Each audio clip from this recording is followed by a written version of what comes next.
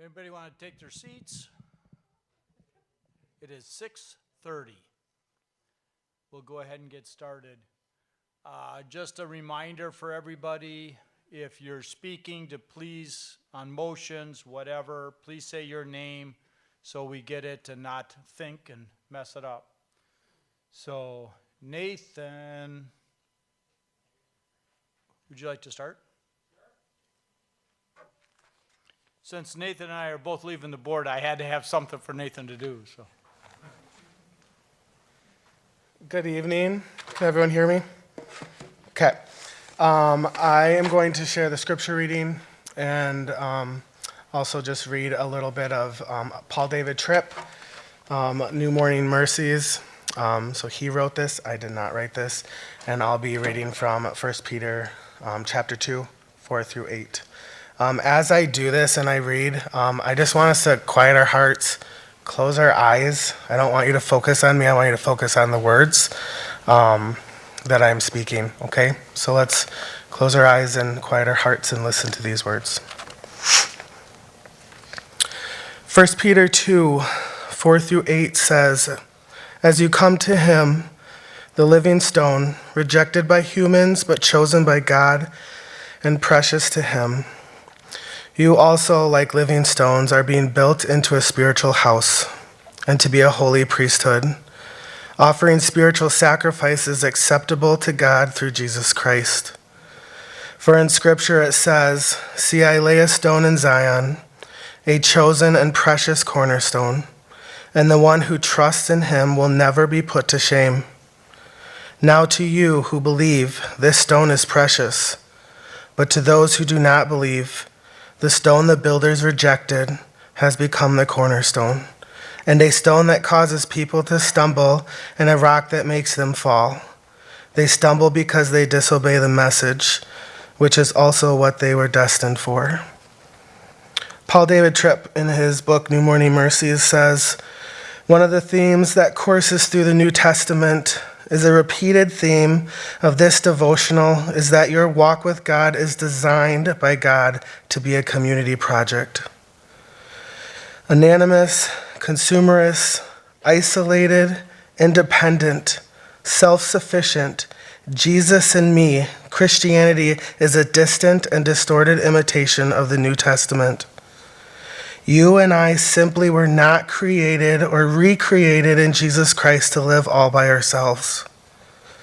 The biblical word picture of temple, stones joined together to be a place where God dwells, and body, each member dependent on the function of the other, decimate any idea that healthy Christianity can live outside of essential community. Yet many believers live their lives with a huge separation between their public church personas and the details of their private existence. We are skilled at brief, non-personal conversations about the weather, sports, and politics. We are learned at giving either non-answers or superficial spiritual answers to people's questions. We live in long-term networks of terminally casual relationships. No one really knows us beneath the well-crafted public display, and because of that, they don't know us. They cannot minister to us, because no one can minister to that which he does not know. In addition, we think we know ourselves and we think we're okay, forgetting the blinding power of sin. That's why church is, for many of us, nothing more than a thing to attend on Sunday. Church is a formal set of activities. Church is a buffet of regularly scheduled, demographically designed religious offerings. Church is a place where music can be enjoyed and sermons can be heard. Church is what connects us to worldwide missions. Church provides wholesome activities for our children. But church isn't an interdependent, webbed-together community of personally focused love and grace for us all. But the Bible is clear. When each part is working properly, the body of Christ grows to maturity in Christ. We each need to live an intentionally intrusive, Christ-centered, grace-driven, redemptive community. This community is meant to enlighten and protect. It is meant to motivate and encourage. It is meant to rescue and restore. It is meant to instill hope and courage. It is meant to confront and rebuke. It is meant to guide and protect. It is meant to give vision and sound warning. It is meant to incarnate the love and grace of Jesus when you feel discouraged and alone. It is meant to be a visible representation of the grace of Jesus that is our hope. It is not a luxury. It is a spiritual necessity. The question is, are we webbed in? Lord, we come to you not as individuals tonight, but as your people. Living stones being built together in Christ. We humble our hearts, we quiet our own agendas, and we open our ears to one another. Give us grace to speak with love, to listen with patience, and to seek not our own will but yours. May your Spirit guide our words, our decisions, and our unity, so that all we do tonight reflects Christ, our cornerstone. Amen.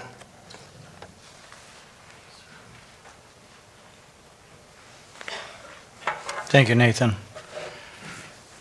On the front of your booklet, if you didn't get one, there's some out there yet, is the agenda. If I could have a motion to accept the agenda. And a second. Okay, Diane. Is there any discussion? Hearing none, all in favor say aye. Aye. Opposed? Okay, we have the agenda. The minutes have been out there for quite a few weeks. I hope you had a chance to go through them. I'm looking for a motion to accept the minutes as written. Jane Wood, second. And is there any discussion? Okay, hearing none, do I motion to accept the minutes as aye? Aye. Oppose the same? All right. We have now the agenda and minutes. I don't see Gabe or Beth here, so if Adam want to kill that, Gabe and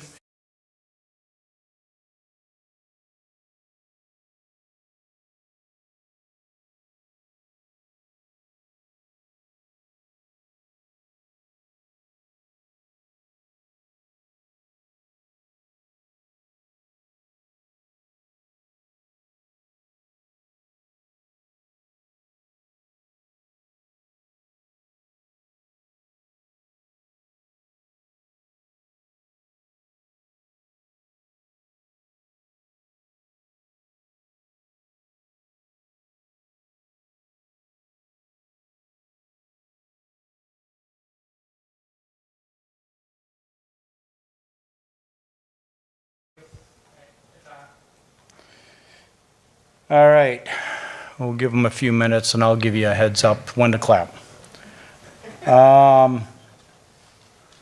We have two elders coming on the board that have been recommended by the elders, Mike Abernathy and Travis Baer. If they want to hand out the ballots, we'll vote on them. Remember, I'm glad if you're here and not a member, but remember, only members can vote on this.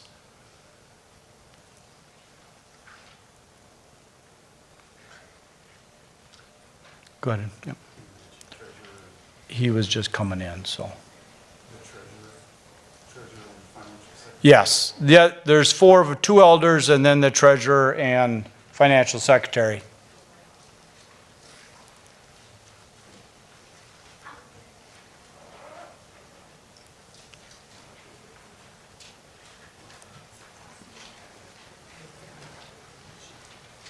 Gabe, did you forget somebody?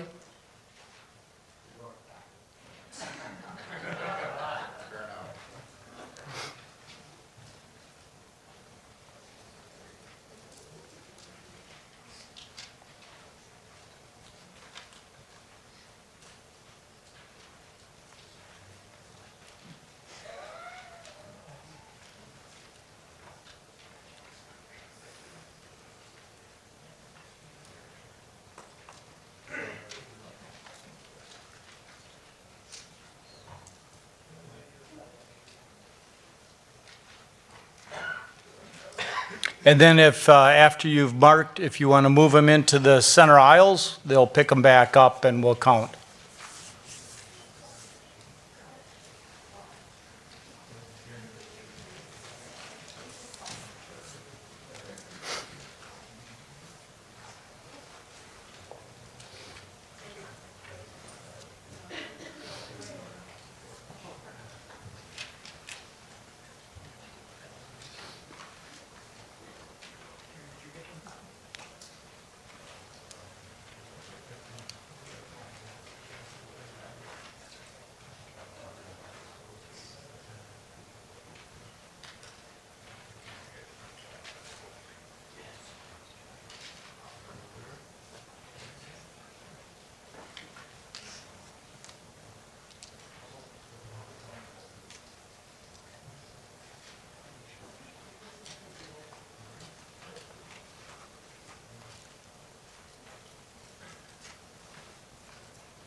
Gabe, where's your wife?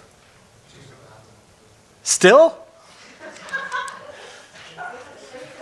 I've never had this long from a boat, you know. Okay, sorry. All right, Joe, if you want to come up for the financial.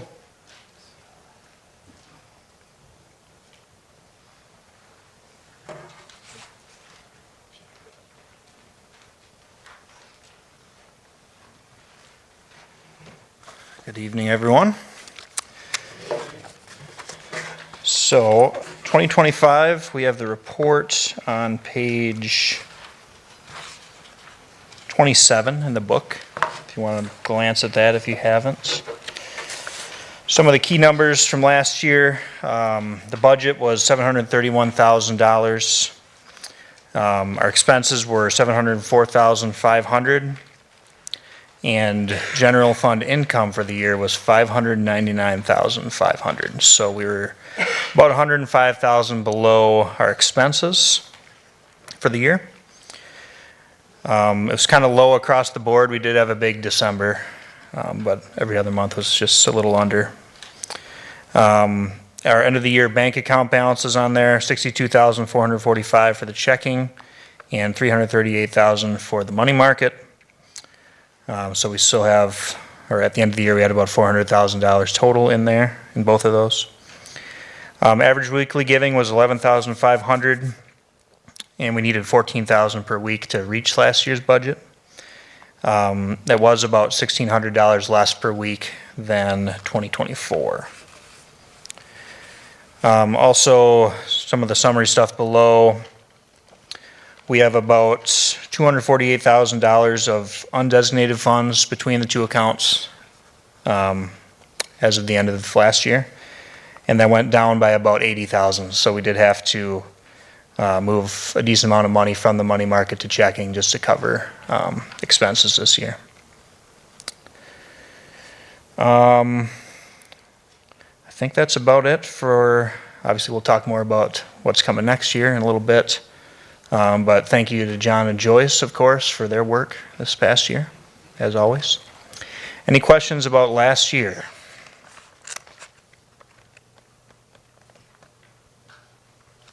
All right, thank you.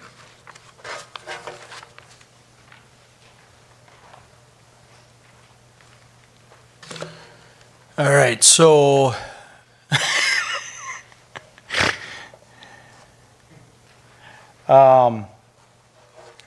so is there a motion to accept the financial report? Nathan, is there a second? Mike Abernathy, because he didn't say his name. Okay, is there any discussion? All in favor say aye. Aye. Opposed? Okay.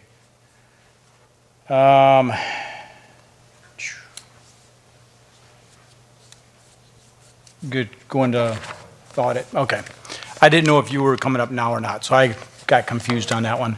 So Linda Minswy, if she would come up, that was for the audit of the treasurer.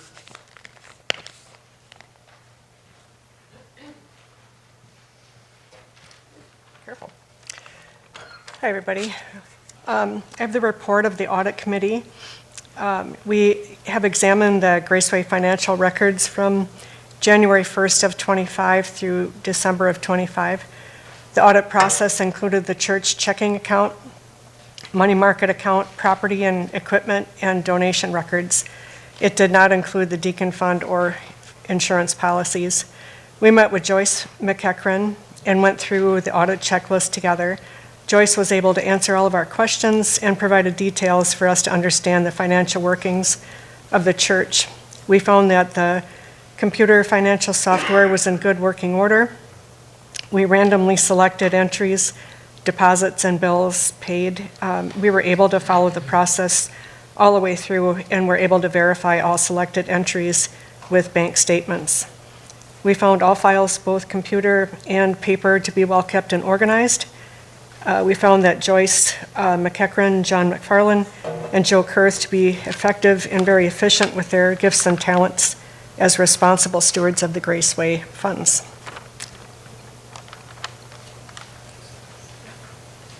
Is there any questions for Linda? Okay. The budget, before I go into that, Gabe, Beth, you were a little late, which was just right, so then I didn't have to kick you out. It was awesome. So thanks for being members. So Brian, Joe, you want? Last year we had a. You did vote on that? Okay, sorry. So I need a motion to accept the audit report.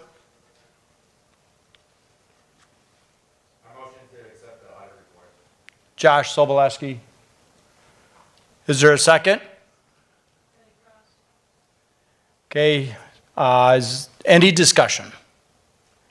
Hearing none, all in favor say aye. Aye. Opposed? Passed. And then Joe, do you want to give us the good numbers for this next year? Only the good? Okay, 2026 budget. We have, I believe on page 29, we have the summary of everything. The new budget this year total is $704,229. So we cut it back a decent amount from last year based on the giving amounts. Kind of three main areas where we made changes.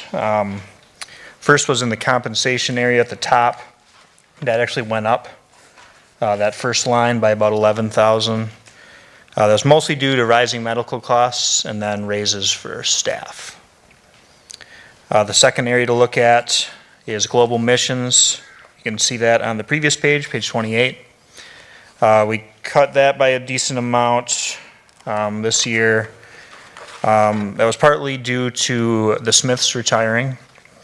And then we cut the development fund for the year to be able to take on a new missionary. And then some of the, just looking through the list here, some of the values stayed flat, and then some rose where inflation was kind of the highest, depending on where they are in the world. So that was global missions, and then the final kind of significant item is the properties line near the bottom. That one was pretty much just, we decided not to set any extra money aside this coming year for major projects. Obviously that's not a sustainable thing, but it's kind of a way we can get the number down. We also have a decent amount of money set aside already from previous years, so we do have some funds available. And that is it for me. We'll take some questions, but first I'll invite Brian up to say a few things about the budget.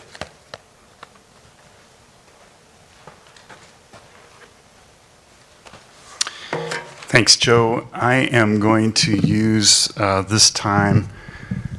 This will be my report time primarily because I'm going to share some picture of where I sense that we're going, where we've been, how we got to this situation while giving remained stable in 2025.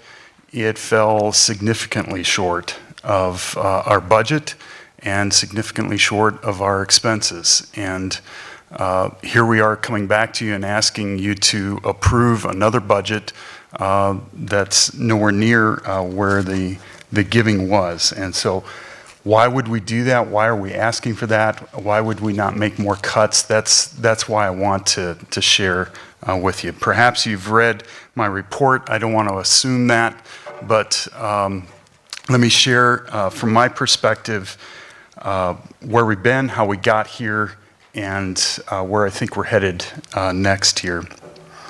You may recall that in 2023, we celebrated our 50th anniversary.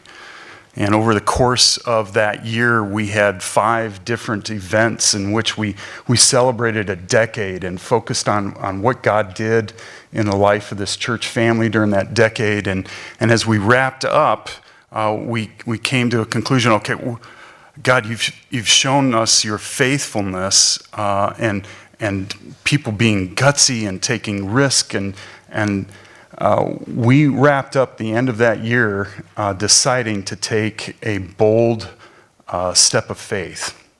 You may recall that's the same year that Pastor Rod was retiring, and we were in the search process for his replacement. And while we were working through that, the search committee came back with 2 individuals who were highly qualified and had complementary giftings.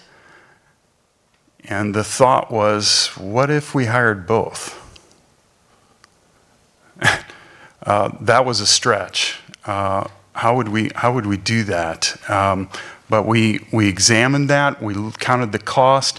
One person would replace the vacancy for that associate position, and we took the part-time position for children's ministry, added a number of details and roles to that, and talked about creating a second full-time position there. Pastor Scott came on staff in February of 2024, bringing expertise and energy to that ministry. The other candidate withdrew, but that whole conversation that we decided on set us on a trajectory. We collectively said, yeah, we need to take a step. We need to take this bold step of faith, trust that God's going to supply. We knew at the outset there's very likely we're going to deficit spend for a number of years, but with a savings of $320,000, we felt like that wasn't a huge risk to step into that and try that. And so that's the trajectory we went on. After that other candidate stepped down, withdrew, that put us on a search for someone full-time. And by August of 2024, we were inviting Mackenzie Richards to come on as our Director of Children's Ministry and administrative assistant. And I think any of you that have served under her have benefited from the additional hours that we've been able to devote to a full-time role in that capacity. So we're grateful for that. So 2024's budget was an unprecedented 21% increase. Yes, that covered some increases for local staff, but we added 4 missions staff that year. We also expanded funds for our ministries. And so let me just put up in front of us here some numbers. Here's a little picture for you. Blue is income, red is expenses. Picture of previous years here.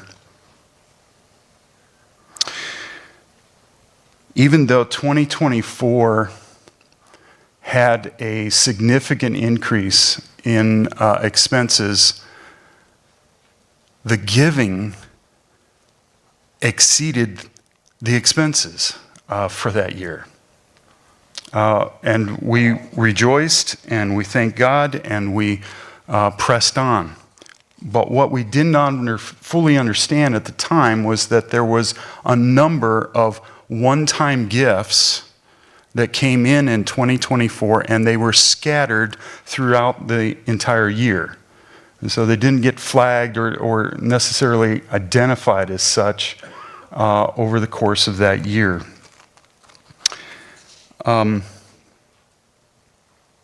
This year, without those added one-time gifts, when giving stayed pretty stable to what it has been in 23 and 24 without those gifts, but our expenses went up as we prepared to launch a 2-service format, and we're fully staffed with 7 staff members now, and the extra missionaries and the additional funds for ministry. We did not slow that necessarily down. So we ended the year, as you can see, with a significant difference between expenses and giving. It was $105,000 where we've spent more than our giving. That's 22% shy of our budget. That's almost 18% shy of actual expenses. That's a lot. And it was a concern for elders, and we talked about it frequently, spent extended time in prayer, talked about how to respond, and made some responses, but it wasn't necessarily to pull back on spending as we launched into this 2-service format. There are 3 things about that $105,000 that I think are worth mentioning. The first is this: $36,500 of that is monies that we expensed. It counts toward that 105, but we simply moved it from our checking account over into our savings. We set it aside for future expenses. It's already been expensed in 2025 so that in a future year we can pay for something large, we can pay to cover something without it busting our budget. So for instance, let me give you an example. When we did repairs the last time to our parking lot, I think it was about $65,000.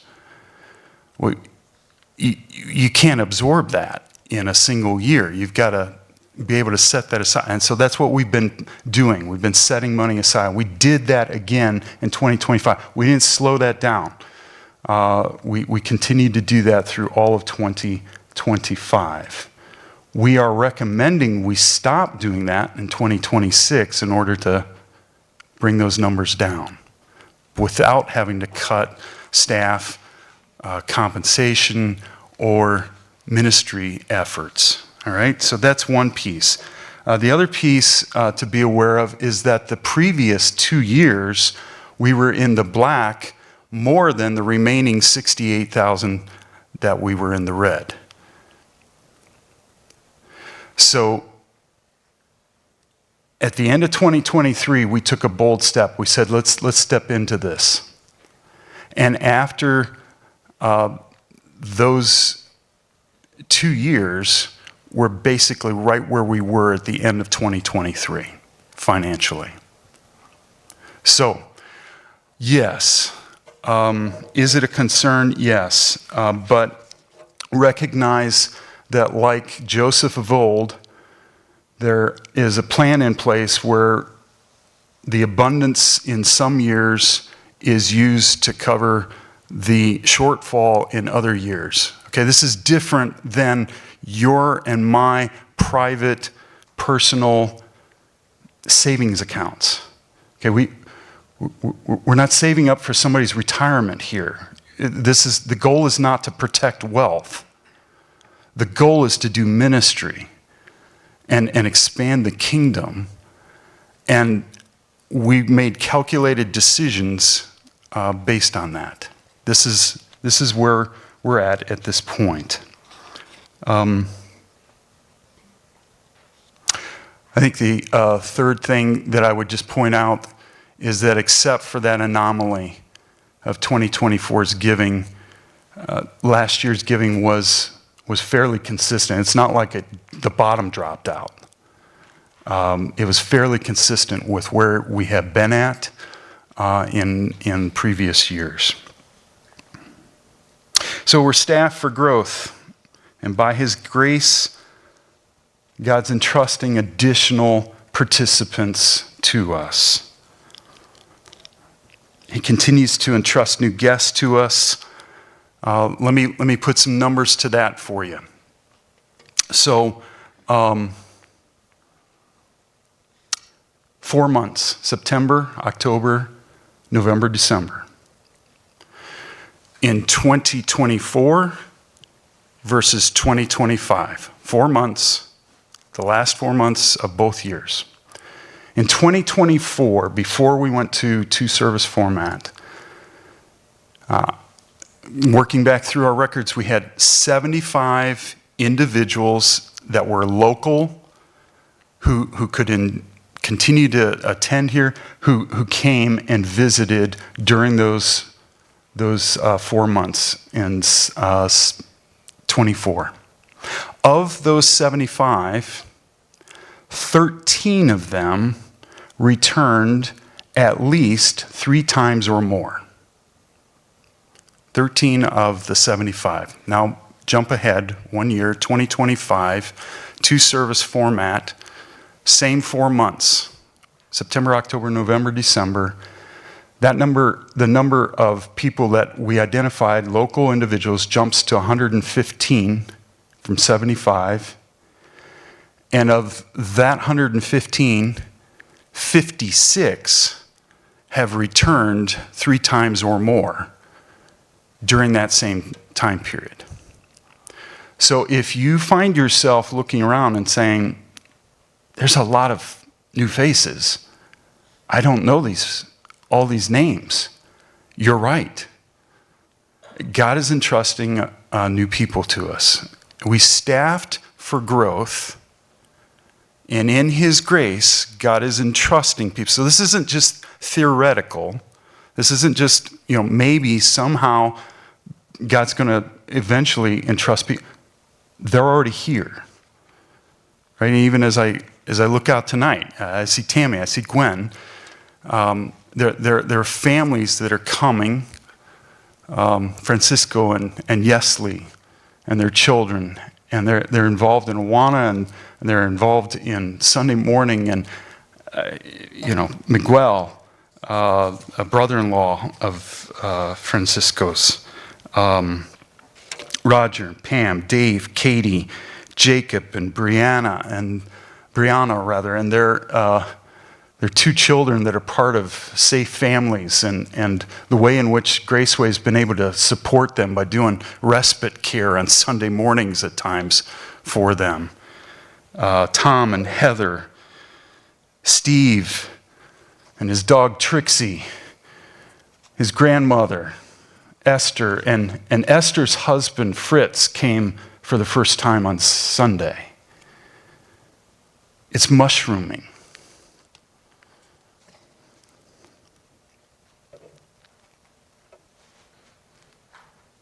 We're in a lag time between the start of growth and the catching up of financial support that meets the expenses.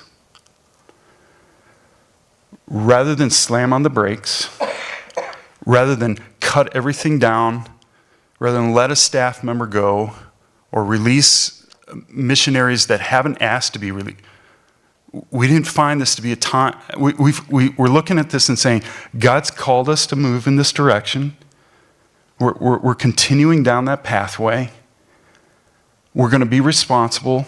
I think we've demonstrated for years that we're going to be fiscally responsible with those funds. This is a calculated step that we're in the midst of here. And my encouragement is that we continue down that path. Now, we can't do this, we can't sustain that forever, right?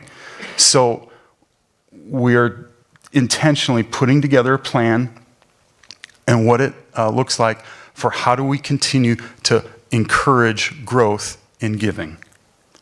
And so let me just take a few more minutes and address some of that vision.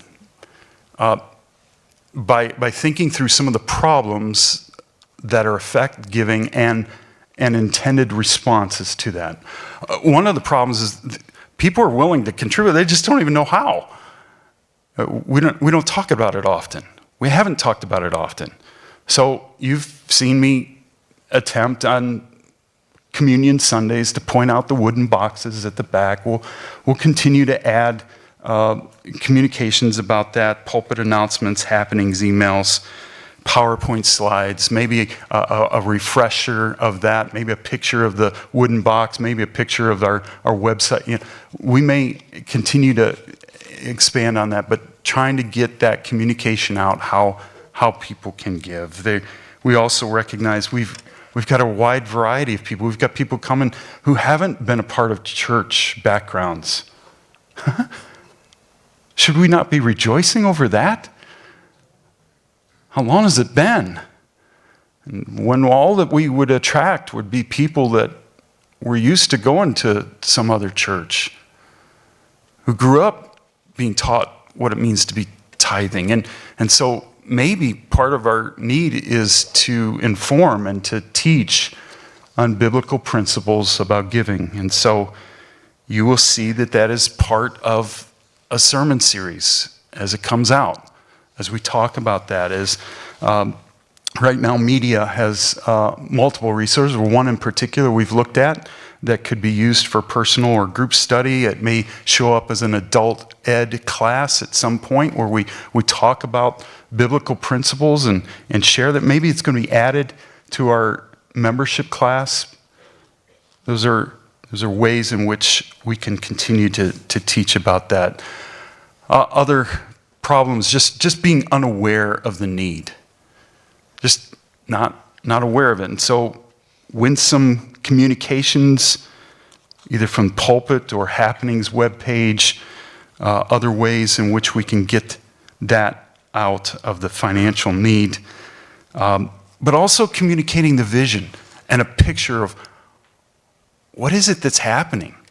What is it that giving contributes toward? There are so many people who are here on Sunday mornings that are never back in children's ministry and have no idea what goes on back there, have never been here for an Awana night on Wednesday night, never have seen that, never have seen Wednesday night or a pizza lunch with students filling that gym and interacting with each other, or a clip of what's going on at districts.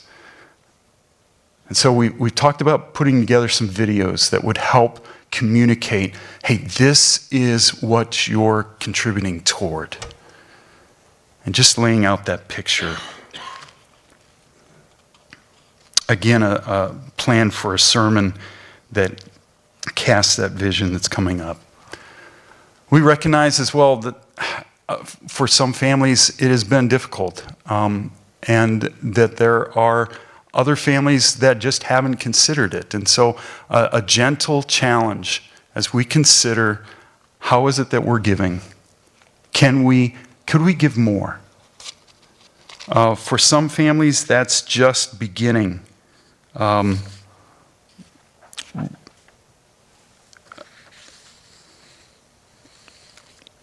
They may not be giving yet at all, and an encouragement to begin giving. Others that are giving occasionally, that may need to begin giving regularly. Some that are giving regularly that might consider increasing their gift, what if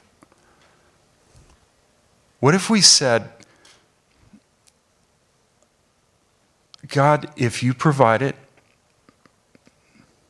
no, I'm going to trust you to provide it. So I'm going to give 1% more of our gross income toward kingdom ministry. Some of it's going to go to Graceway, some of it's going to go to mission, some of it's but 1% more. And I'm going to watch and see how you provide and meet our needs. It's not equal giving. We're all at different pay rates, right? But it's equal sacrifice. Just a challenge for us to contemplate and consider. So it's our recommendation that we stay on track. We really sense that God gave us a direction and a movement. We're seeing him supply, and now we're just calling for it. Let's continue to fund this. Let's continue to move down this way. Let's approve a budget, and let's be faithful in praying, in serving, and in giving. Are there questions that you have with regard to the budget that either between Joe, myself, or somebody else, if we got to twist an arm, could answer for us? I do, Yeah. Could I get a mic? Thank you. Make sure that's on. We are live streaming it, and so just so for those that are watching online, either right now or in the future, just if you don't mind, share your name and a question, please. Okay, I'm Linda Dupree. First of all, thank you for your calm. These numbers look shocking at first blush, and I appreciate that you're explaining this calmly and not panicking like I was. And but my question was, actually, when I'm looking at the budget line items on 29, I just have no idea what building and equipping is. What falls under that umbrella? What kind of expenses? And if you could explain a little. Sure. So building and equipping, building as in building up the church, equipping the saints to do work of ministry. So men's ministry, women's ministry, small groups, adult education, anything along those lines of equipping people with the word, teaching them in those categories. Did I miss some, Scott? I'm trying to remember what else is in that. Or Joe, what did I miss? Other categories that are part of that group?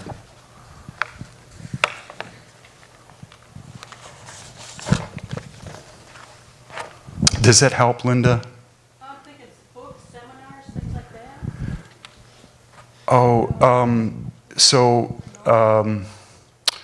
And yeah, it could be things that are purchased. It is if a retreat doesn't cover all of the expenses, when we're subsidizing that at any way. If we had the workshop here a couple weeks ago with Michael McKittrick, and he came in, we paid him a stipend, and then others contributed. So that stipend, that would cover his travel expense, those type of expenses that are associated with teaching, equipping, along those lines. Other questions? There's one over here. Nancy? I don't really have a question, but when we have communion and we talk about the box being back there for the deacon fund, you were talking about bringing that up. But I don't sometimes wonder if people know that that's where they also can contribute to the church. Yeah. Because it's just brought up as a deacon fund. Right. I've tried to communicate I don't always, yeah, kind of fumble over my words at times at that. It would be helpful if I got a standardized way of expressing that you can donate to anything at the church through that, yeah. Because I know some churches that I know when COVID hit that we quit passing around the plate, and some churches still do that, which you don't have to, obviously, but I don't think a lot of people know that box is back there and Right. what it's for. Yeah, with a 60-minute service, I'm just unwilling to go back to Yeah. I taking mean, the that's fine, time but for I it. just think people need more Yeah, encouragement to where things are at. yeah. More, Lori back here.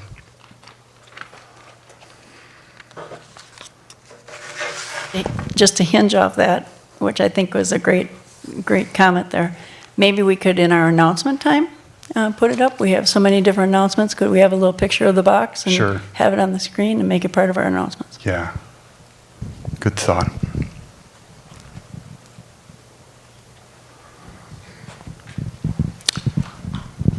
Anyone else? Can we just put a sticker on it that says offering or free giving or something? Like on the On the wooden boxes? box themselves? Bright green. Perhaps, yeah, we can consider that. Yeah. How about a turnstile so people have to pause? And it locks up unless something hits, yeah, never mind. All right.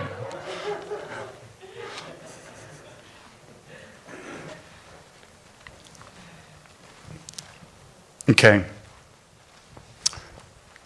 Perhaps, Terry, we can take a vote on the budget.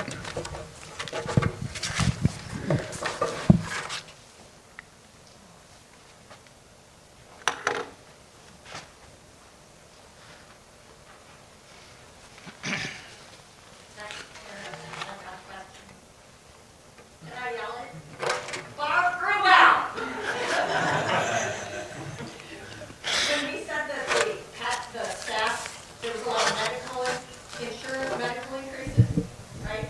Right. And pay increases, did we actually give staff pay increases? The staff did get an increase.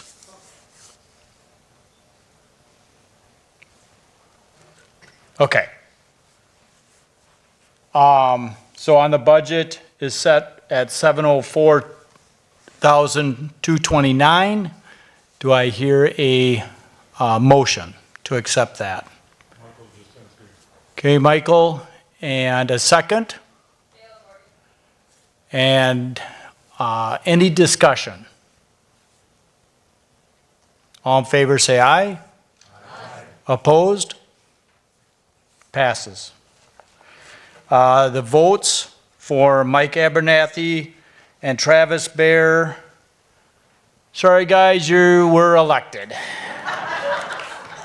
Glad to have you. Thank you. Those are 3-year terms. Joe Kurth, 1-year term. Thank you, Joe, for accepting and voted yes. And Financial Secretary John McFarland, how many years have you been doing it, John? Well, continue on. Thank you. Appreciate you guys.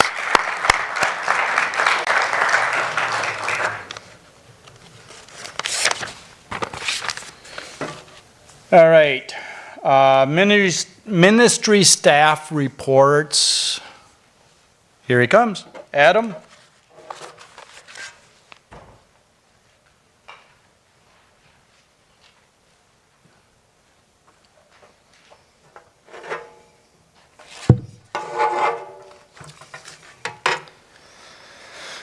Hello, good evening.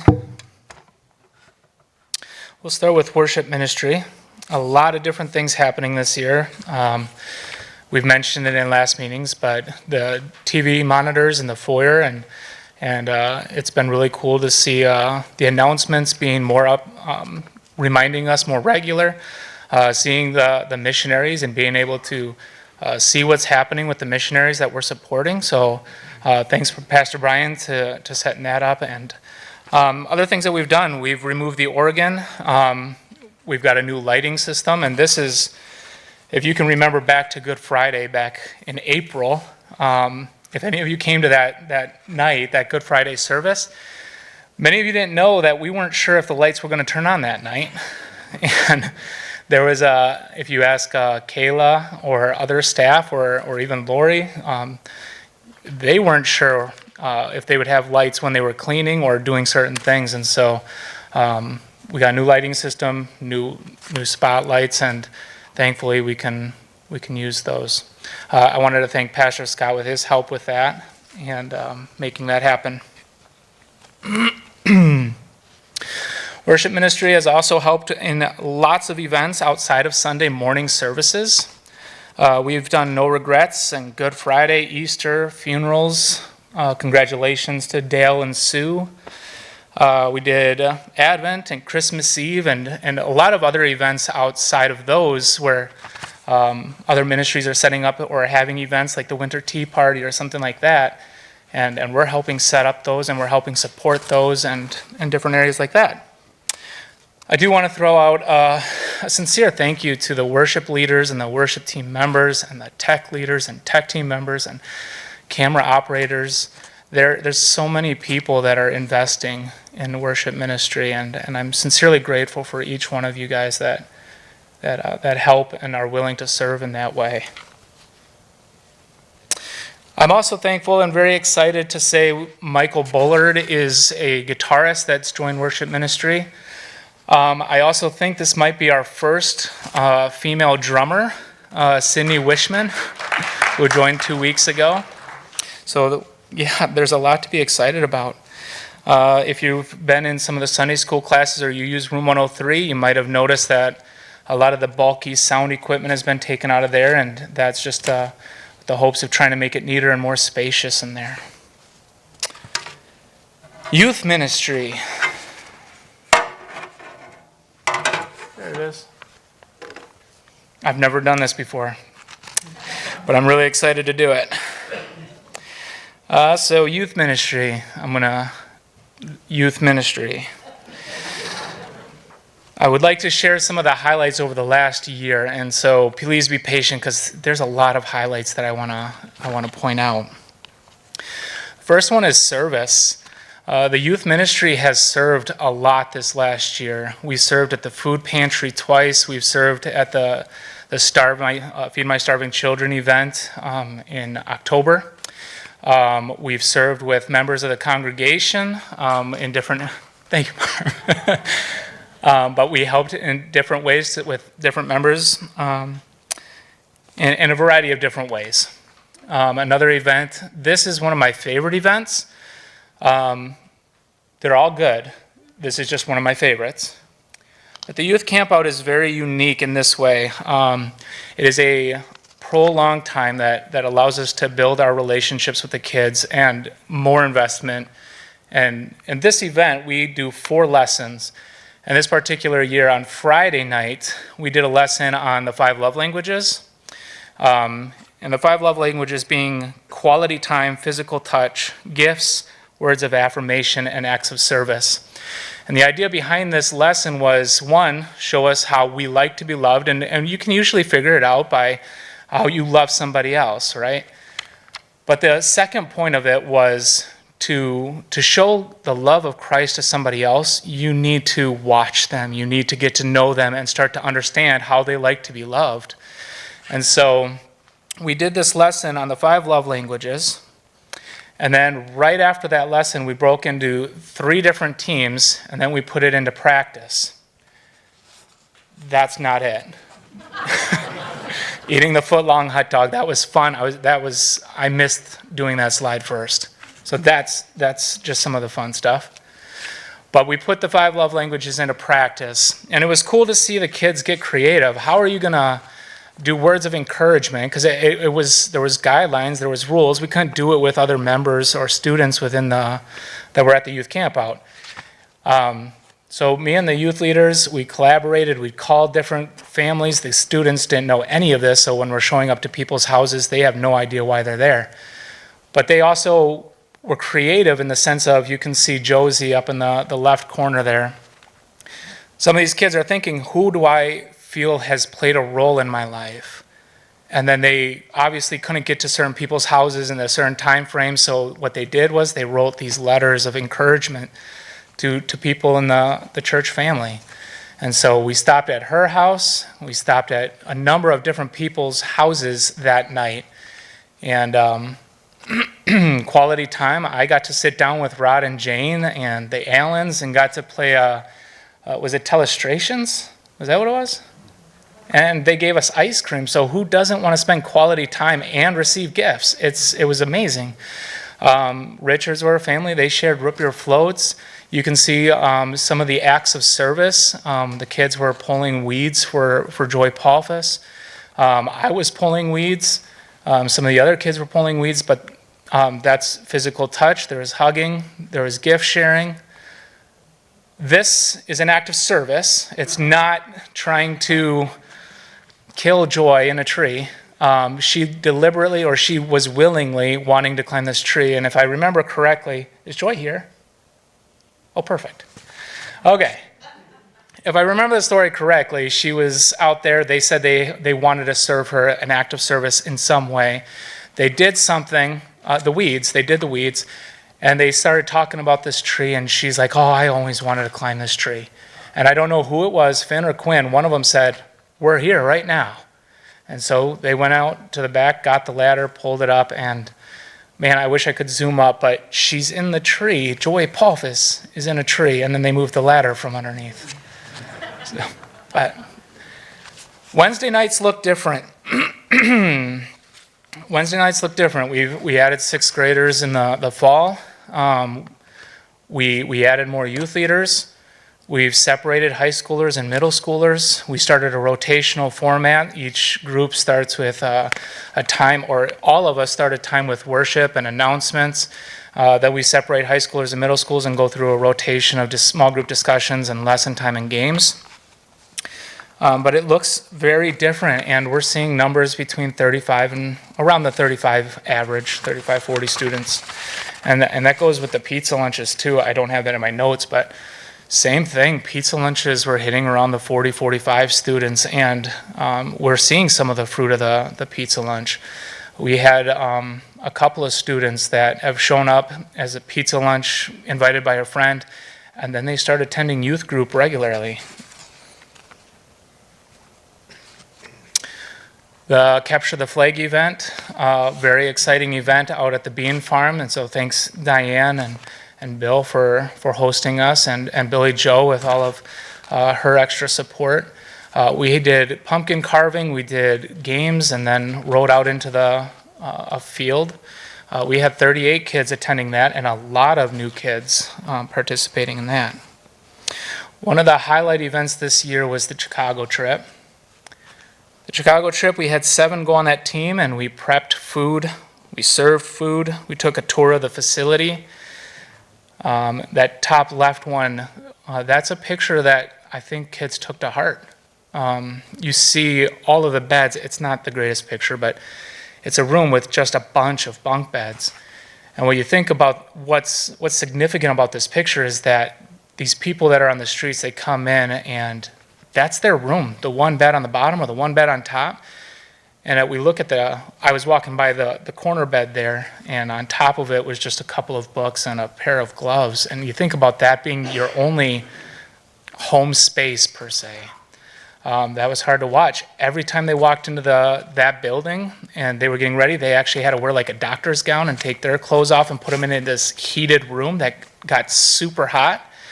And it would kill all the germs and stuff in it, and then they could get their clothes back after that. We served food, and I think if you asked anyone on the team, including Beth over there, the gratefulness of everybody that was there, the people that we were serving, the gratefulness, whether it was the volunteers or the people that were training us, they were just incredibly grateful. One of my favorite parts of this whole event The night that we left, right before we left, we served the whole day. We did food and stuff, and then that night we participated in a worship service. Let's just say serve in there. So the two pictures on the bottom right there. We participated in one of the worship services there, and we know what Victory in Jesus sounds like as a lively song. It doesn't compare to this. The piano player, Quinn, was videoing the piano player instead of singing the song because it was so lively, and they add their own words in between lines, and it's very lively. And I remember that night the pastor was speaking on adversity. And he worked from adversity through numerous passages, and Joseph being one of them, the adversity of his brother's betrayal and being in the well and becoming a slave and getting there to the top and then falling right back to the bottom at the adversity. And he works it into the gospel, and then he worked it into an altar call. And we saw this altar call. One of our own students went up and professed their faith in Christ. This would be the second profession of faith since September in youth ministry. And so that was a very exciting, emotional high to be a part of that, because that's something I've been praying for, to see fruit. So that was exciting for me. Districts. Districts held a little bit different. Obviously, it's still a very high energy event. Still a very exciting event. Couple things hit me different this year. As I was walking through if you've ever been to districts, there's the main conference, and then you're walking through this hotel, this Hyatt hotel, and you go into this older section of the hotel. And as I was walking through it, I got this image in my head of Danny Ruland and Rod Spillane and Jane Spillane and Kim Wood and Kim Morgan and Mickey Morgan. And it's like I'm a student again. And then later on, in the top right corner, we're off to the left side of this primetime rally. I see it again, the same image in my head of, this is where I was. This is the leaders that I saw. And it reminded me of this. Rob Wisey gave me this a few years ago. The idea of passing the baton. And it comes from Psalm 78:4. It says, "We will not hide them from their descendants. We will tell the next generation the praiseworthy deeds of the Lord, about his power and the wonders he has done." And I can honestly say I'm so grateful that our youth leaders are doing that. They've taken the baton from the generations before, and they're serving their students well. They're sharing the gospel well, and they're working on handing the baton off to the next generation.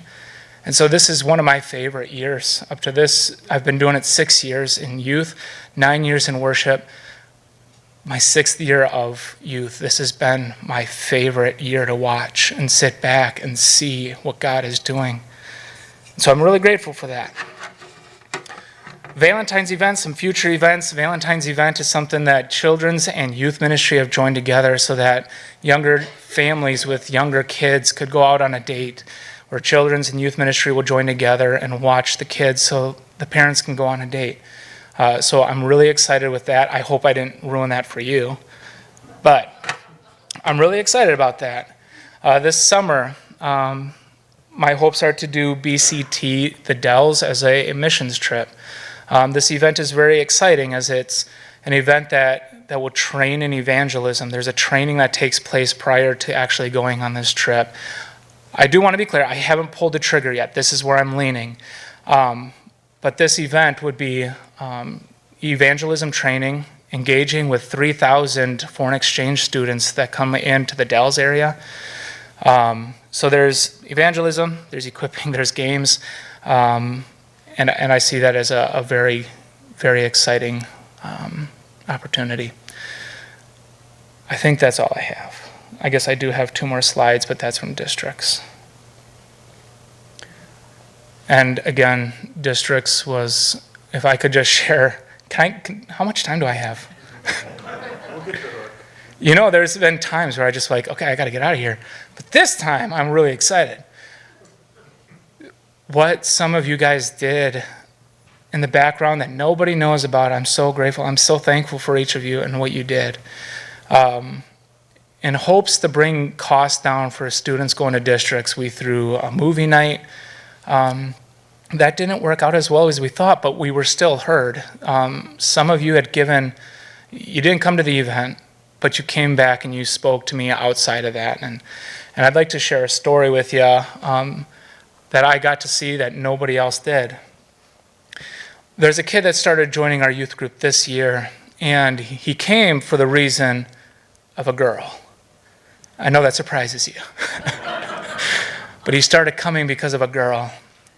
And he's continued to come back over and over and over.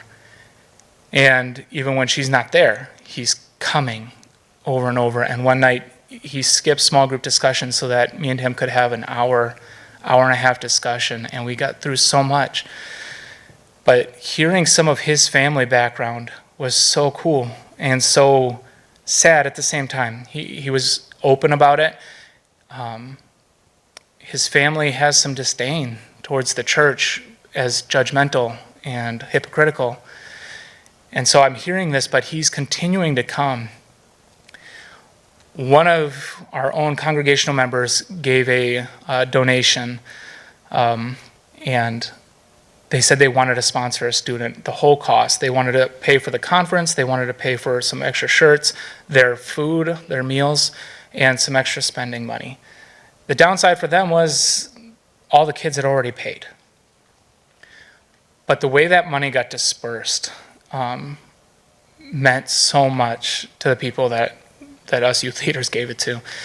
One particular, we gave this kid, I pulled him aside, and I asked him, who paid for you to be here? And he said, I did. And again, it was the reiteration that his family is not supporting him in what he's doing. And so when I gave him the money to cover his expenses, 90% of his expenses, even to hear him at a junior, like high schooler level, to hear the appreciation and say, no, you don't have to do that. No, like he wanted to be here. No, I don't want that. And then his gratefulness, it was just, again, from my perspective, to be the person that's setting this up and to plan it and then to see all the behind the scenes stuff that nobody gets to see. To those of you who have given in the behind the scenes, thank you. It's fruitful. It's been awesome. Okay, now, questions. I was so detailed that you guys have no questions. All right. Whoopsie.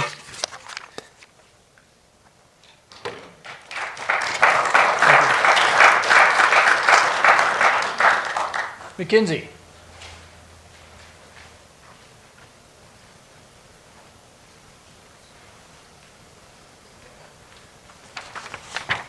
Good evening. There are a lot of really good things happening with our Graceway kids, more than I could write on paper, but I thought I would highlight a few. Our first service for our kid attendance is still very high, and it seems to keep growing. But encouragingly, our second service is also beginning to grow slowly. 3 kids, now we're seeing 5 more kids. And so over time, as I, chart attendance, that is growing too. So that's really exciting and encouraging. Due to some of the attendance high and lower for first, second, I did make some adjustments back in the fall. The 3rd graders were attending with the 4th and 5th graders, and the room was just filled with kids. And so I took the 3rd graders and I moved them back up to the chapel to group them in with the kindergarten through 2nd graders. So now we have a kindergarten through 3rd grade span. It's given me the opportunity to come in on some Sundays and teach and break the kids up. It's given me the opportunity to scaffold some of the lessons to still allow the 3rd graders to be at their level and still serve the kindergartners down low, but really allow those 4th and 5th graders to be able to explore the word at their level and engagement with games and stuff like that. So that's been really encouraging to keep that class size down. I've also been recently blessed with 2 volunteers that have come forward and just asked if they could be a kids usher on second service, so that kids stayed safe, could help with bathroom breaks, help with any types of things that they need up there so that I can attend service. And so that's been a huge blessing for me, and I'm really thankful for them. Awana has been going wonderful. We just had our Grand Prix race this last weekend. In a couple weekends, we'll be having our Bible quizzing event, and those kids have been working hard. I sit in my office on Wednesday evenings, and Barb's in there and, challenging them and keeping them together, and they're doing a great job. So I'm looking forward to hearing how they do there. Our Awana games are coming up in a couple of months. But one of the biggest highlights in talking with Anna and Peter about Awana is this year, and I'm assuming in comparison to other years, we've had more mid-year guests and new families join us than we've ever had before. And so I feel like our numbers keep growing even from the number that's in the annual report. And so that's really encouraging to hear and see and just to be able to serve families in that way. This last fall, I spent a ton of time reorganizing and sorting through the abundance amount of toys that were upstairs in all 3 of the rooms. I wanted it to be more of a place that was more inviting, clean, and organized. We also have so many ministries that come through with kids that are using our spaces, and so that organization has helped with communication in those different pieces as well. So if you haven't seen it, go ahead and check it out. I did spend some time also this fall looking at some safety for our kids as our kids have increased. I think about safety in that way. I think the properties team, they cut the preschool and the other nursery door down to a half door. The hope was to decrease traffic flow from in and out of the room, and it's been wonderful. It's really helped with that situation to keep volunteers and kids in the classroom and parents kind of on the other side. So that's been helpful. We also implemented a new pickup routine, which I think has helped with the traffic flow. Kind of when we started 2 services, everybody was just kind of bottlenecked when they would pick up their kids. And so now it's kind of more of a moving process, and that's been really helpful. The blessing of that also is I'm able to stand at that banister at the top of the children's stairs, and I've been able to have conversations with some of our guest families and congregation members that I wouldn't be able to have otherwise. And so that's been really encouraging for me. We've also started using claim tickets upstairs. So check-in is up and running and rolling, but now parents are also printed a claim ticket. Their number matches the name tag, and so we're just trying to get into practice for that. And so parents are doing a pretty good job. So I appreciate that. As we look ahead, in a couple weeks, I'm really looking forward to blessing anyone who serves in children's ministry in Awana with a volunteer meal. It's kind of a highlight to start off the year, and I'm looking forward to that. As Adam stated, him and I are working together on the Valentine's Day date night. It was encouraging on Sunday to hear a couple families that are like, yeah, I'm going to take advantage of that. And so just to encourage them to continue to do that. So looking forward to caring for some of our kids in that way. I know it sounds way in advance, but I am starting to look at Palm Sunday and Easter and also what our summer curriculum is going to look like for our kids, seeing what that's going to look like, and just start the planning process for those pieces. I am still actively recruiting volunteers and onboarding new individuals that have decided that they would like to serve, so that's been fun to get to meet new people and get them onboarded. Some new families that have been joining us, so that's been encouraging. I also scheduled the Vacation Bible School dates, June 22nd to the 24th. I'm really hoping to do another year of involving the youth and having them take on that process, and maybe even just building on it from last year and allowing them to be even more independent in those pieces. So I'm looking forward to that. Lastly, I want to thank volunteers and parents. Volunteers are the heart of this ministry. They share the gospel with our kids. Their classrooms are lively, they're energetic. If I was a kid, I walked through so many classrooms, I would love to sit in so many of those classrooms. So they really do, they pour their heart into them, they bring the Bible to life, and I'm just really thankful for them. And lastly, I just thank our parents. That's where our foundation for spiritual growth and discipleship starts. And children's ministry, it wouldn't be what it is if you guys weren't doing the hard work at home. I see it in our classrooms, and I see the fruit of our parents doing that in their homes.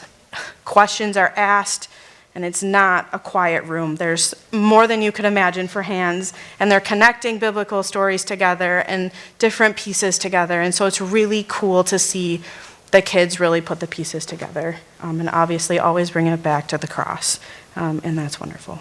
But yeah, any questions?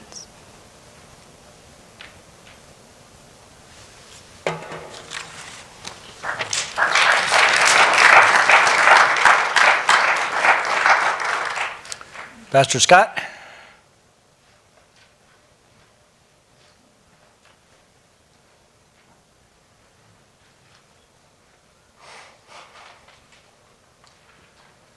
Well, good evening.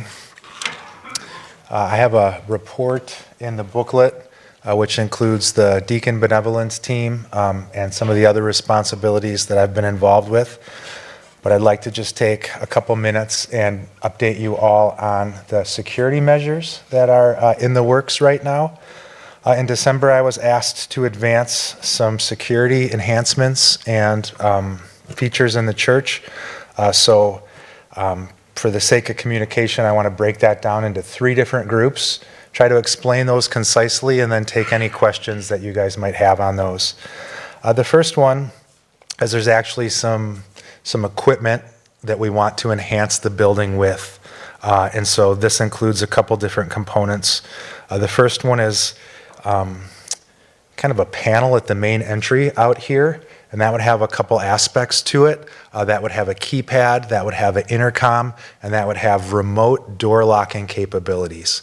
Most of the time, Brian and Adam and I are here during office hours, and so the building is unlocked and people can come in and come out off the street. But there's times during the day when we might be out at appointments, or there might be a gap, and so we just have people and the staff members in the building that don't entirely feel safe and secure with open doors. And so what this panel will allow us to do during those times is have the building locked, and then, of course, anybody with a key or anybody with a fob or the access code can come into the building just like normal. But if a UPS driver comes or somebody comes that doesn't have a scheduled appointment, they would just use the intercom, and then our administrator would be able to open the door for them and receive a package, or just politely tell them to come back an hour later when the pastors are around. Another thing that led us to this enhancement is there's times on weeknights, maybe just say it's 8 o'clock on a Tuesday, and there might be 2 or 3 different meetings happening in the church, and the door just gets left unlocked, and we don't really know who's coming in and out during that time. So what this panel would allow then is, let's say you were having a women's ministry meeting, you could let everybody know what the keypad entry code is. They can key themselves into the building, but now the building is locked and secure, and we don't have to have somebody at the door because we don't have the ability to do that during random evenings. So that's just helping us be a little bit more secure here in the building. That also allows, let's say Brian or I were here on a Saturday morning and we were working on our office, and somebody without an appointment with no affiliation at the church came and rung the doorbell. Even from our phones, we could see who that was and we could communicate with them, and it just gives us a little bit more control over the security of the building. Part of these enhancements are also going to include foyer cameras out here in the foyer. If you guys go into the library, if you go into the school, if you go into Piggly Wiggly, you are being recorded. That allows them to be aware of vandalism. If there's an incident or an allegation, that allows additional security to go back and review that footage and see if those allegations are correct. And so that's something that's underway as well. Those foyer cameras would video capture the main foyer here, but also the side hallways, which allow us that knowledge of who's coming in and out of the building and who's here in the main hub. Sadly, there have been multiple church burglaries this fall, and the pattern is somebody smashes a window, comes in and steals sound equipment, because that's something that you can kind of pawn off. And so again, we would know who was coming through these areas if they were trying to get up and get at some of that more expensive sound equipment. course, we hope that that wouldn't happen. Another aspect of this project is all new exterior locks. There's kind of I said to Brian once, man, there's probably dozens of keys out in the community to people that we don't even remember. And Brian laughed and said, more like hundreds. So, and that just comes from a church being the age that it is, all the volunteers that have come in and out. And so those will be rekeyed. Anybody who's a ministry leader, anybody who has a valid reason to need a key will just get a new key, but that'll just cut down on somebody who hasn't come here in 40 years having a key that would access the building. So those are some of these security enhancements that are underway. We're going to be using a firm from Madison called JK Security. Just wanted to give you guys a quick update on how we chose them. One thing that I like to do is just talk to our current vendors and contractors that we do business with, that we're on good terms with, and I ask them, who would you recommend? Who do you know that does work that's compatible with these doors that we have? And questions along those lines. So I reached out to a couple people that we do business with here at Graceway to maintain our building. They were the ones that strongly recommended that particular firm for doing professional work, and that should be getting done in the next 2 or 3 weeks.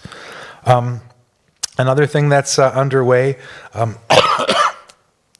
and some key people like the usher team I haven't talked to about this yet, but we're going to have something called the DART team. That stands for de-escalation and removal. And basically, if there was ever a situation, like say in the nursery, where a parent or maybe somebody at an event was just a little bit more difficult to deal with than that volunteer was ready to deal with, there's basically a text string that they can take out their phone and they can send a quick help. And then some people that have been through some training will just politely show up and ask, hey, is there anything that I can help with here? But along those lines, I also want to point out, with the numerous people that I've been talking to throughout this process, we don't want lay people, we don't even want church staff people to feel like they are the primary crisis response person. We want to rely on law enforcement for that, and along those lines, we are fortunate to have a location that's so close to the police station. So even though we do have some of these measures in place, if there was ever anything that made you feel uncomfortable, if you ever felt like there was something going on that was unsafe, absolutely call 911. Because we're not trying to bypass that as we handle any of these things. So those are 2 things. The third thing is we just want to tighten up our emergency action plans. For example, if there was a tornado that was touching down in the area, we would want everybody to proceed quickly to the downstairs classrooms, because that's basically like a bomb shelter. Those are the safest place to be in a tornado. We're also going to be putting up some posters by our phones in some other visible areas that has, 911, local police, non-emergency number, the address of the church. Just in the case of anxiety or stress and you're not sure what to do, the information's right there. I would assume everybody in the room right now, except for a few kids, have cell phones, and probably those young kids are already asking for cell phones.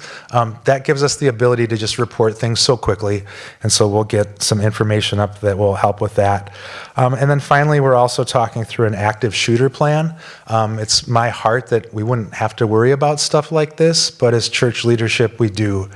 And as a congregation in 2026, we do have to be aware of that. So these are still some things that we're ironing out some details with, but if there was ever an active shooter in the sanctuary, we would ask that you would pray. We would ask that you would ask God if you could be part of a defense against that active shooter. And if that wasn't something that you were physically able to do, we want you to hunker down the best that you can, or just like it would be in a fire, get out through the nearest exits and just get out into the community. That would be the response for this room if you heard shots going off. Obviously, there's different situations, there's different responses, and so we're going to be working with the different ministry leaders. What would be the different scenarios that they would possibly face? Wednesday night at Awana, when people are coming in and out, would be a different response than on a Sunday morning. If you were in the nursery, there you wouldn't tell the little kids to run out into the community, right? So we're going to try to find ways to secure that area the best that we can. That's one of the reasons why it's already locked. So in review, in the next couple of weeks, you're going to notice those building security enhancements, which include an entry panel, cameras in the foyer, new exterior locks. There is a team that will be kind of briefing the ministry leaders and children's staff on, which is kind of that intermediate resource that they can reach out to if there's a situation that they would like a little bit more of a physical presence there to help them with. And then we're going to really hone those action plans, which will be, shared at meetings like this, and then communicated maybe through congregational communication and ministry area trainings. Obviously, on a Sunday morning, we don't want to take time from a service to talk about some of those issues, but it is imperative that everybody in the building has some familiarity with what we need to do in different situations. So we're working on getting that information out concisely and clearly. So there probably are questions. I'll just kind of open it up to people that have questions about anything in my associate pastor report or also the security proposals.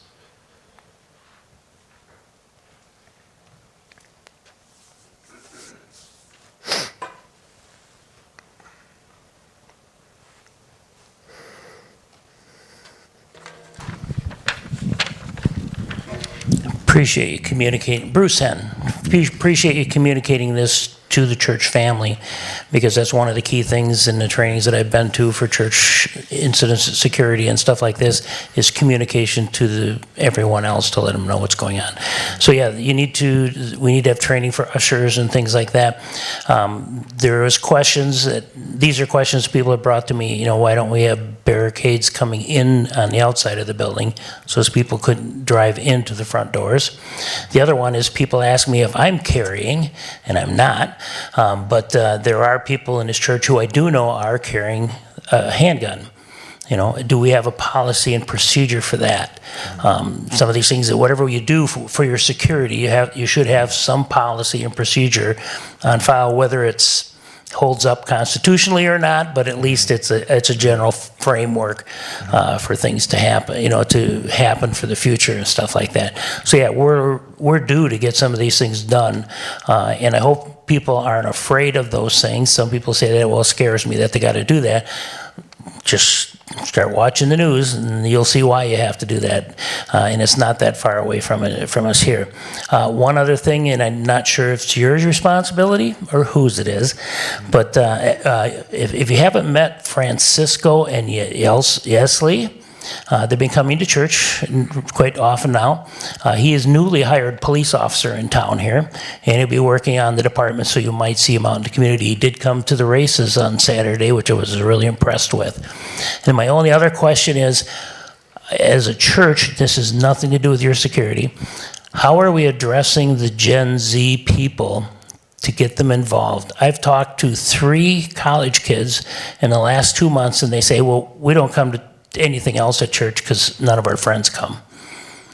How can we organize and address that issue from the age to high school to 30 years old, to get them to come in to the church, even if it's for one event? And I go back to one of the most exciting events I ever went on was with the FCA and Mike Wood. And we piled in a car up to Minneapolis with steaks and a grill and potatoes, and we fed a bunch of college kids and sat around in their hot tub. And Mike's kids might not have appreciated it, but every one of those other college kids that were there were appreciated, plus they got to hear the message. Even if we have to have events like when the college kids are off, to bring them in to be with their peers somehow. It'd be nice to have a peer to take that leadership but I'm not that peer. I'm too old for that, but I mean, be willing to support that, but how as a church can we move on to that? Because I think there's a gap that as soon as they leave high school, they don't come back until they're married. And that's a big gap. And and right now with what's going on in the world with the Charlie Kirk assassination and that age group is out seeking leadership and understanding and stuff like that. And I just don't feel that we have a program, or we don't have to say a program, we don't have any events that will draw them into that, because they're our future, so. Thanks for sharing, Bruce. I'll just share really quickly. I worked hard last fall to create a small group for young adults in the area, and one of the complicating factors is a lot of them do go to a tech school or Madison or Baraboo U or whatever, and there are campus groups there. And so when faced with the invitation to be in a Graceway small group for young adults or 300 people that meet on Thursday nights at UW, a lot of them just kind of answered, well, I'm already doing something at my school. And so without a core group of 4 or 5 or 6 to come and start something, it's hard to draw in extra people to something that you don't really have. So it's like the chicken or the egg. How do we get a group to start something when there's not an existing group? So I've been working on that and praying on that. I have been really excited in the last 2 years that we've seen a big uptick in 20-somethings that participate at Graceway because of Expeditions Unlimited. And I've even been trying to create a young adults group that uses the Expeditions staff members with our college-age people to create this kind of social, attractive environment, because no one wants to go to something where they already know everybody. You always want that hope that you're going to meet additional people and add to your social circle. And so there's some components there that are promising, but not a lot of traction to report on right now. So I'd appreciate your memories and ideas, and I'd encourage people to keep sharing things that they've seen work in the past. And I think all of us would love to see a really vibrant group of 20-somethings, married and unmarried, participating at Graceway.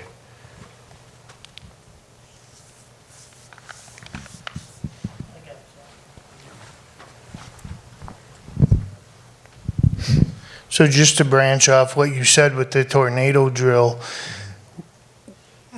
is that something we should put like on the announcements on the TV? Just like the location of where to go? And also, is there a designated spot for, heaven forbid we have a fire? Is there a spot where everybody knows to go? Because we have so many new people coming in. Is that something we should address and put on the announcements?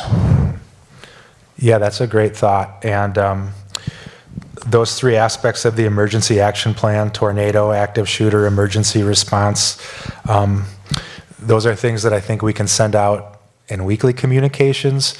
I think they're things that we can express here at congregational meetings. And there could be a way that it's communicated on Sunday mornings too. It's the kind of thing where if it's communicated every Sunday, it's like when the stewardess tells you how to put on your oxygen mask, everyone just zones out. But that doesn't mean we shouldn't do it at all. We need to find the right amount where people tune in and listen to it and get the information, but not just make people zone out every Sunday. But I do think that's a good idea for newcomers too. Hi, Pastor Scott. I had a question. Oh, sorry, Beth Meyer. I had a question with safety and like active shooter. Have you guys talked with like law enforcement about having somebody come in and like teach on that? I only asked because I just attended one at my job last week, and it was really good information. Mm-hmm. And I was just wondering if that's something you guys considered. Yeah, so the Sauk Police Force is going to be offering that in about a month. And so we'll give out information for anybody that would like to attend, and probably have scholarships if there's a small fee. But we do have people in our congregation that are currently in law enforcement and do security consulting, or have a background in military or things like that. So anybody that has interest in that, let me know, and I'll fill you in on some of the opportunities we have to go to some of those trainings and maybe be a piece of our plan here. Awesome. Thank you. So.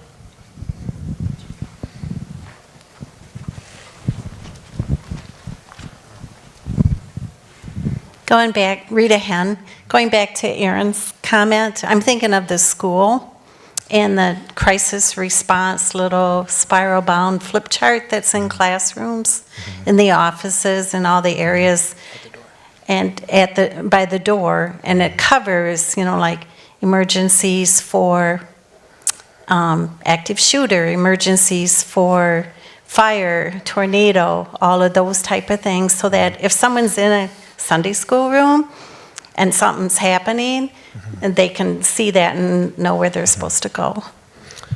Yeah, I think that's a great idea, and we're really lucky to have Tina working for us. She's very accomplished professionally, and one of the things that she did when she ran the administration at the Lodi, at the Prairie Clinic, was she produced printed material that was in all the different hallways and classrooms, and so I think that's something that we're going to try to do here, exactly like what you're saying. So.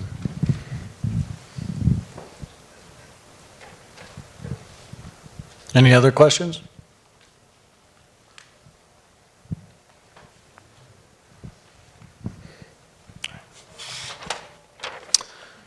Yeah, and I'll just say in closing, if there's something that you feel like we're overlooking, if there's just kind of a missing piece or something that's just got you a little bit anxious, please come and talk to me about that. I'd much rather you come and talk to me or Brian than go and tell everybody else your fears, because that has a way of just making other people fearful. So as you have thoughts and concerns, please just continue to share them with us.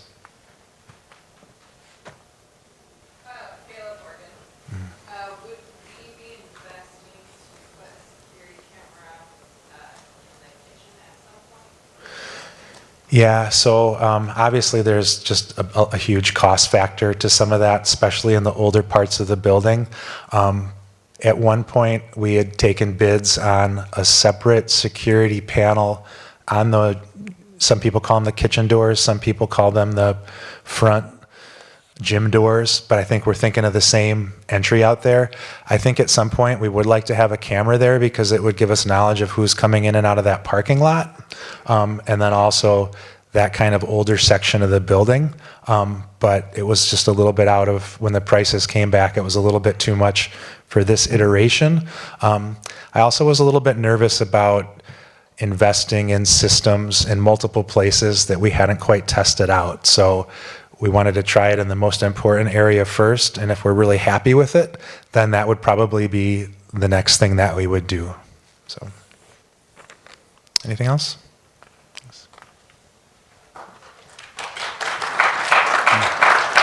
Brian?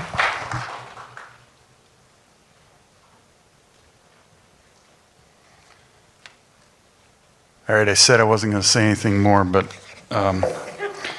we did launch a two-service format this year, and it has been a grand start. Excited for what God is doing through that. Again, from my report, just some quick statistics from that. We have seen overall on-campus attendance. That includes not only what's happening here in the sanctuary, but in the classrooms, elsewhere. Identifying individuals, all the individuals, whether they're serving or they're attending or they're in ministry here, has gone up 15% from the year before, the same 4 months. Some of that is new attenders.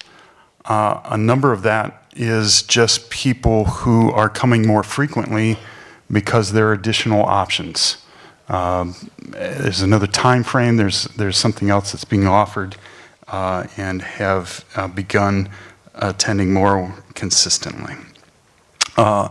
Average splits, first service in here in the sanctuary, looking at about 135. Second service has been averaging about 70 in here. So those are just some quick stats. Any questions related to that or other questions for me? Rachel.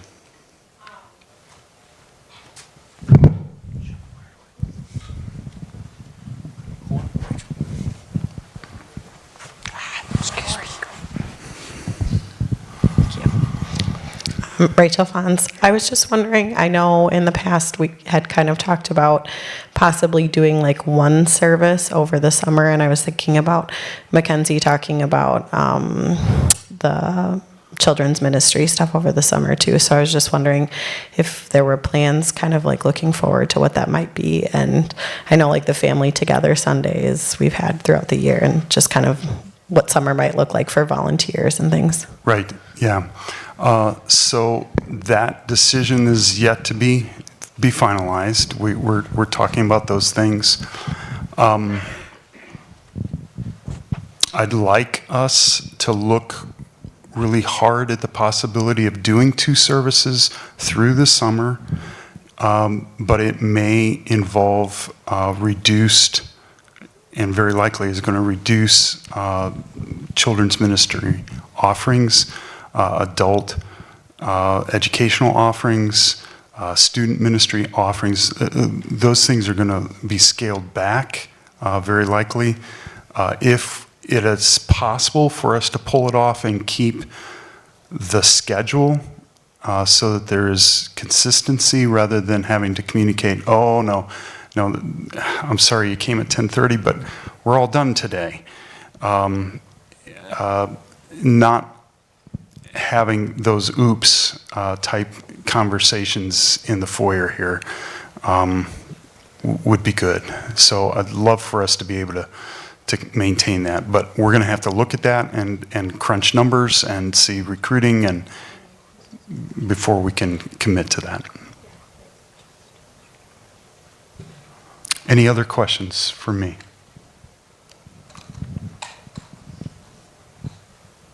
All right, thank you.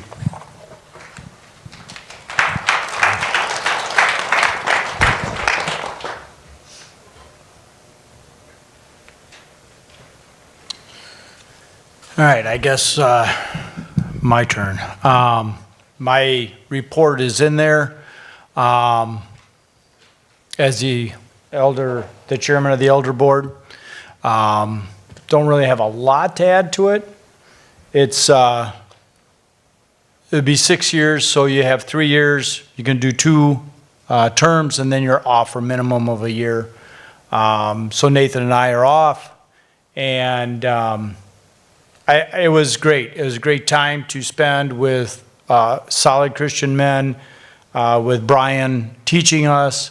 The reports kind of say a lot. We pray, so if we have 6 people there, we take 12 names off the attendance list, and we're praying for those families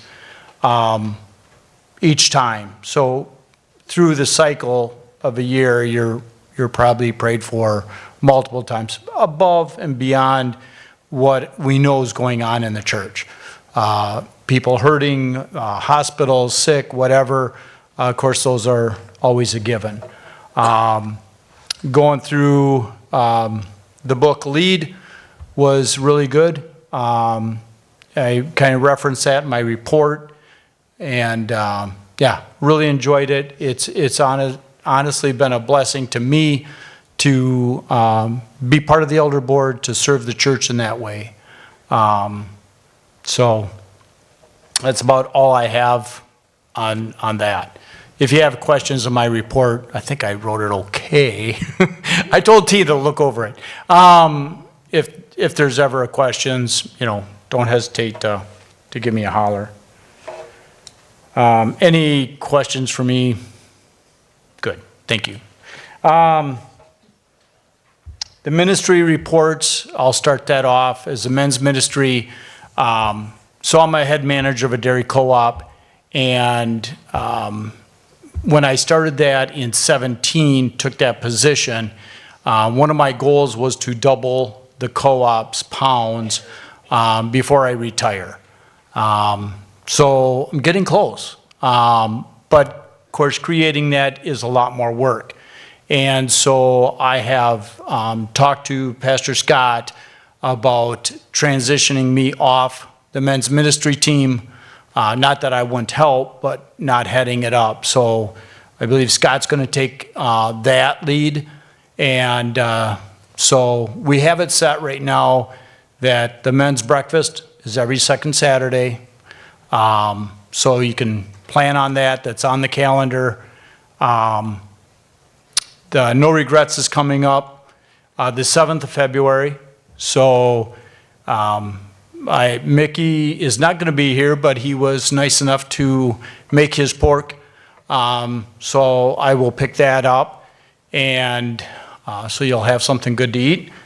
And I told him to do enough for 70 men here.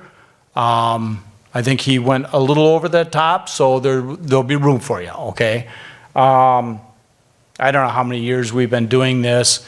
I know it's the second year that Elmbrook offered, I think the first time that Elmbrook offered the teaching on how to bring it into your church, I think it was Dick McFarland said, Terry, you really need to go to that. We really need to have it here. So we've had as many as 106 men here. That was the highest year. Normally we're in that 70 area, high 60s, low 70s. So I'd like to break that. So guys, you can come out. Yeah, I mean, as a men's ministry, we've looked at a lot of different things for the summers, doing different things. So guys, if you have something planned or an idea, run it past Pastor Scott, see if the men's ministry would champion that up. Any of the other ministry team reports that would like to give a report? Wow. Nobody? Okay, I'm shocked on that. I think this is the first time. Okay, so is there any other questions that you might have on any other topic that we either did or did not hit?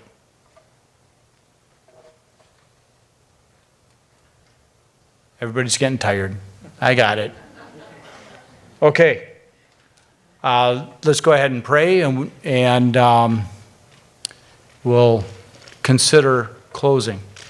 Heavenly Father, I just thank you for this body of believers, for this church family, Lord. I just thank you for allowing me to serve this church, to the believers, to the family. I just ask you to keep your hands around this body of believers, that we just continue to look towards you and continue to learn more about you and willing to serve you, Father. I just thank you for your love. I thank you for your mercies. And I thank you for all the volunteers that are continuing and will continue to serve your body. In Jesus' name, amen. Is there a motion to close?